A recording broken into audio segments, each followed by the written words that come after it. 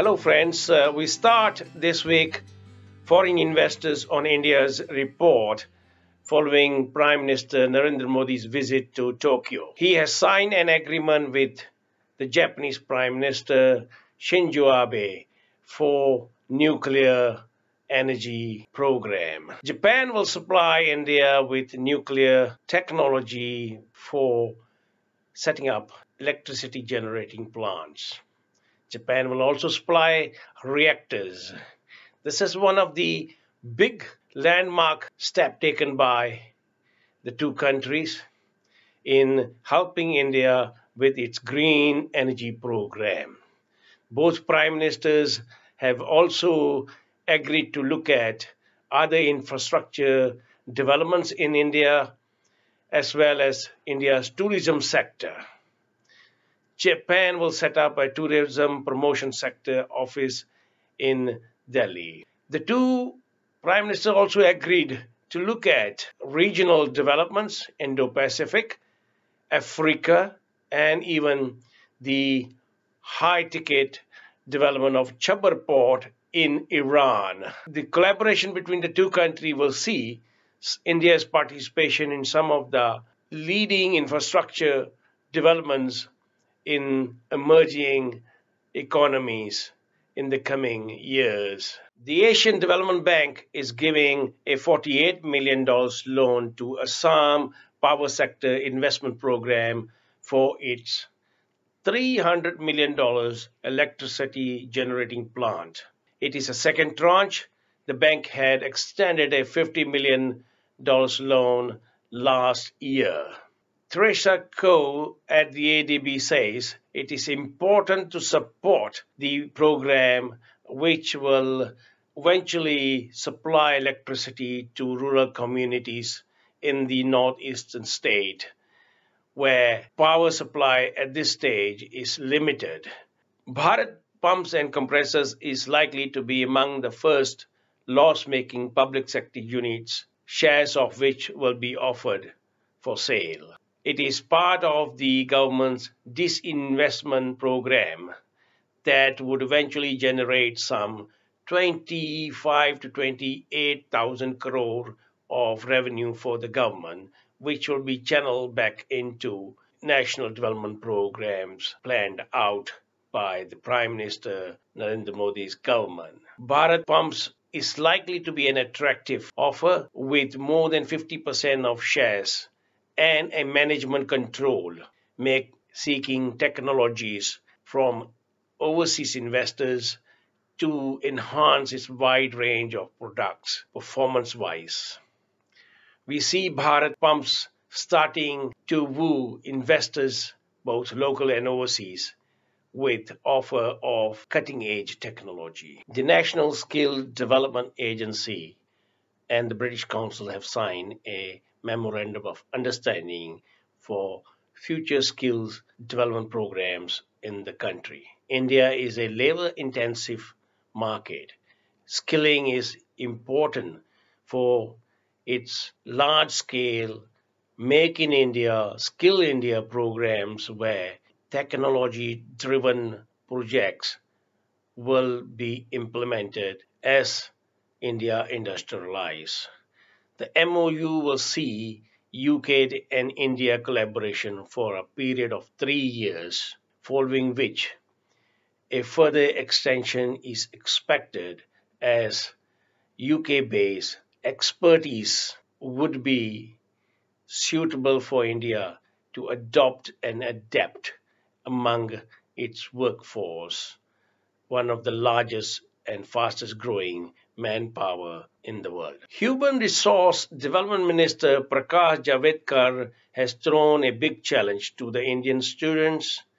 The challenge was put to them during the launch of Smart Hackathon 2017, which call on the students to work on innovative methods. Think of more than just IT software and come up with innovative solutions for the country's many problems or challenging scenario as the development of the nation infrastructure takes of. Private sector investment will be encouraged in the new green urban transport scheme which the government is now planning out. Urban Development Minister Venkaiah Naidu said a number of policies are being reviewed, both relating to new projects and some of the past transportation acts, which will enhance the development of future public moving transportation network. The government has put up a rupees 25,000 crore assistance program, which will trigger much more than that private sector investment in a move to facilitate environmental friendly and CO2 controlled transportation network in the coming years. Petroleum and Natural Gas Minister Dharmendra Pradhan has flagged off a new LNG fueled bus in Kerala. It is part of the government's effort to introduce more and more liquefied natural gas fueled transportation network across the country. The bus is an example of how the environmentally friendly LNG will be increased in use of transportation sector, which usually has been heavily relying on petroleum-based fuel until now. Transportation is the biggest consumer of fuel oil in the country. Malaysia's Tenaga Nasional Berhad sees future values in India's large but constrained power sector. Power sector is crucial for the Make in India program, which aims to develop large-scale industries across the country, says its chief executive and president Azman.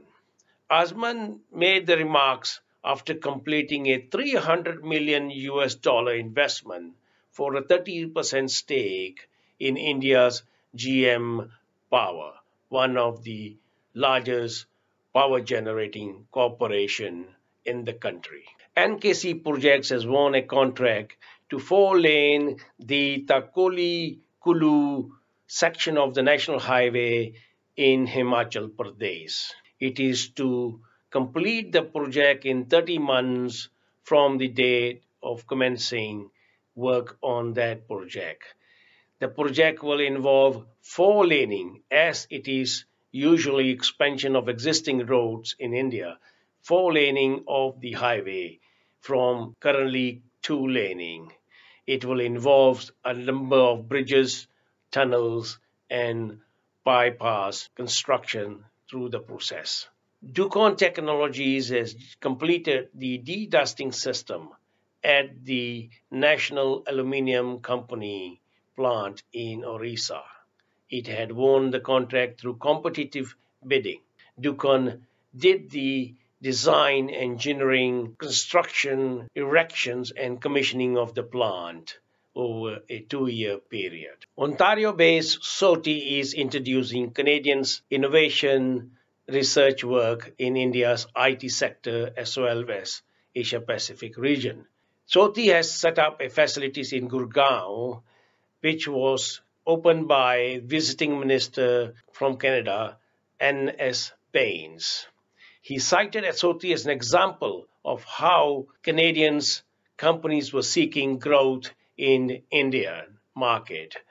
Recommendations have been made on improving credits access for the micro, small and medium enterprises as well as low-income housing schemes in the country.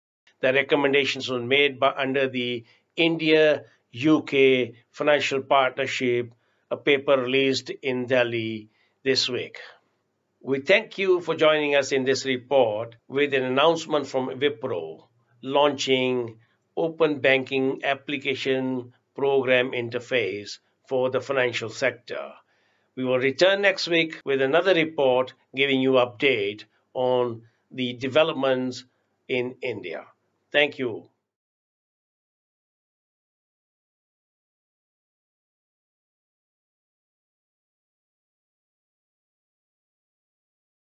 We start this week with DHL Express service, which is expecting a double-digit growth in the service in the coming years. We have Hong Kong and Shanghai Banking's senior executive telling us that